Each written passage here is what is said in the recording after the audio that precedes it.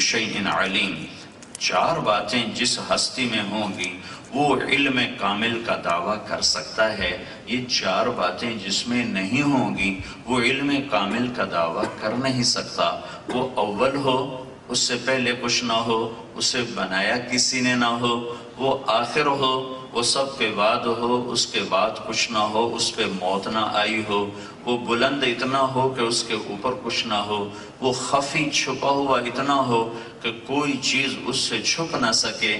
جس میں یہ چار باتیں ہیں وہ یہ دعویٰ کر سکتا ہے وَهُوَ بِكُلِّ شَيْءٍ عَلِيمٍ۔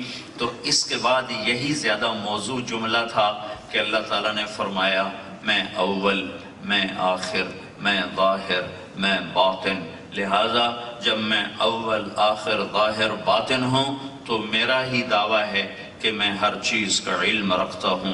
وَهُوَ بِكُلِّ شَيْءٍ عَلِيمٍ۔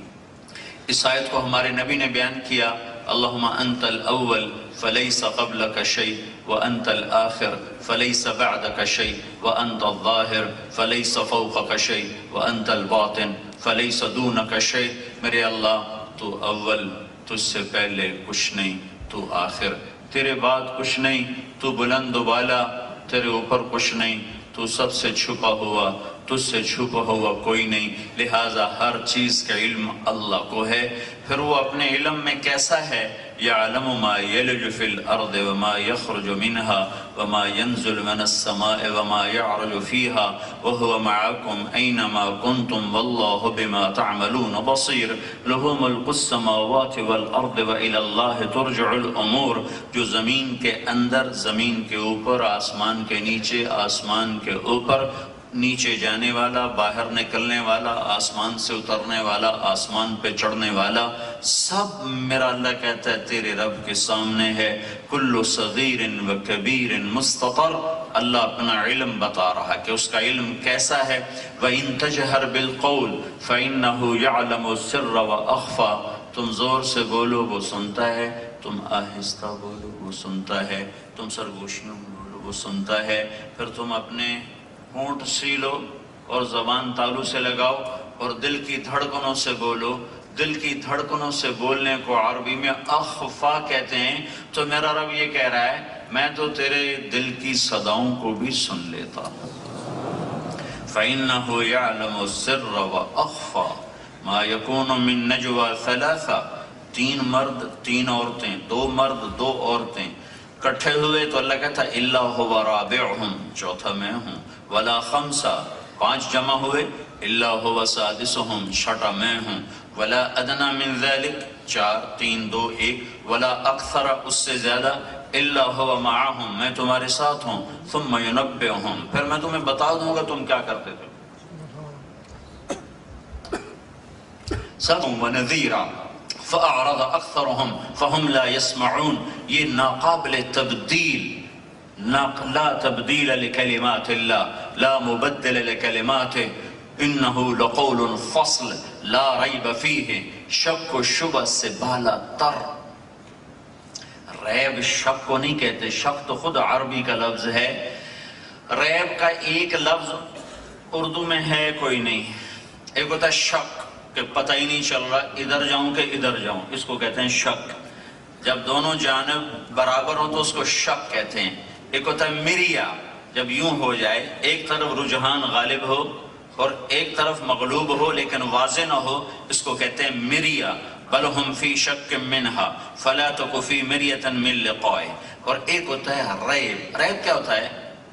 ادھر کے ادھر، یہ ایک سیکنڈ کے لیے خیال آیا ادھر یا ادھر تو ایک دم سامنے سائن بورڈ نظر آ گیا، تو جو ایک پل کا کھٹکا تھا، کھٹکا یہاں یا وہاں، ادھر یا ادھر، تو سامنے سائن بورڈ نظر آ گیا تھا، وہ جو ایک پل کا کھٹکا ہوتا ہے اس کے بعد بات واضح ہو جاتی ہے، اس کو عربی میں ریب کہتے ہیں، ریب۔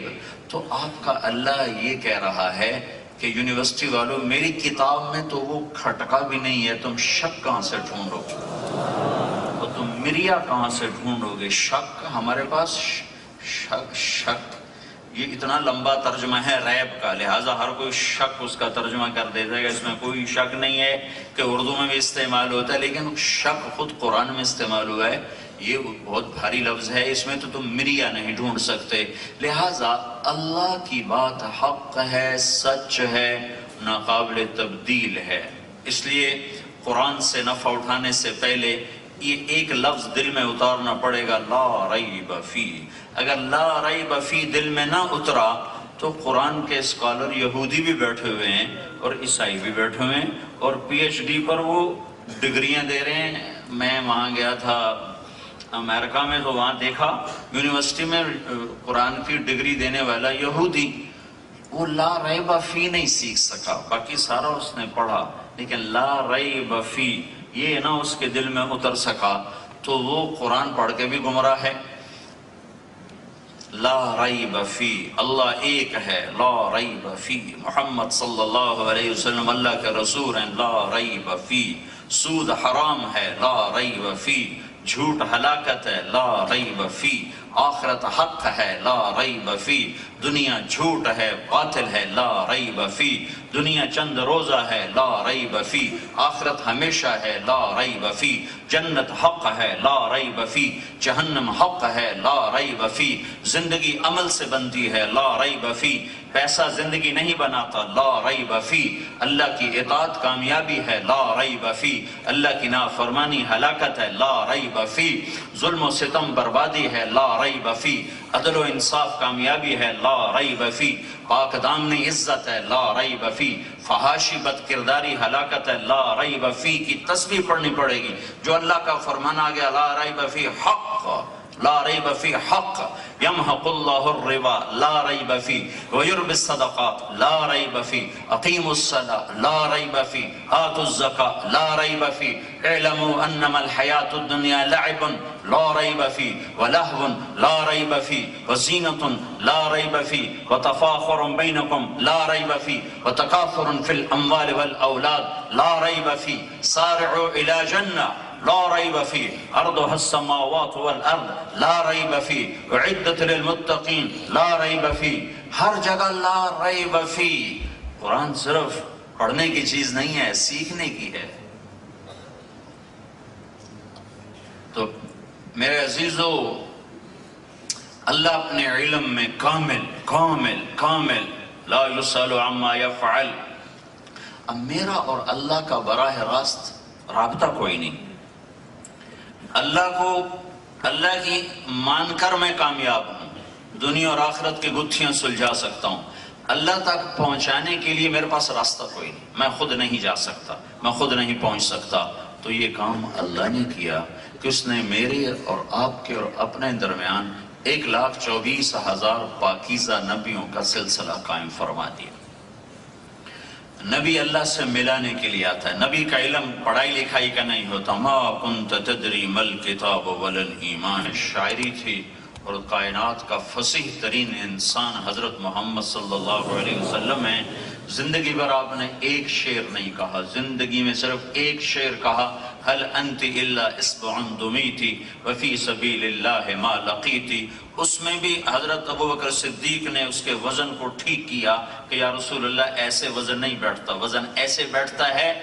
تو اللہ تعالیٰ کہتا وما علمناہ الشعر وما ينبغی لہ، اے میرے محبوب میں نے تمہیں شعر خود نہیں سکھائے کہ تیری شان کے مناسب نہیں تھے، کہ کل کو کوئی کہہ سکتا ہے کہ شاعر آدمی ہے، اپنی طرف سے کلام بنا کے دے رہا ہے۔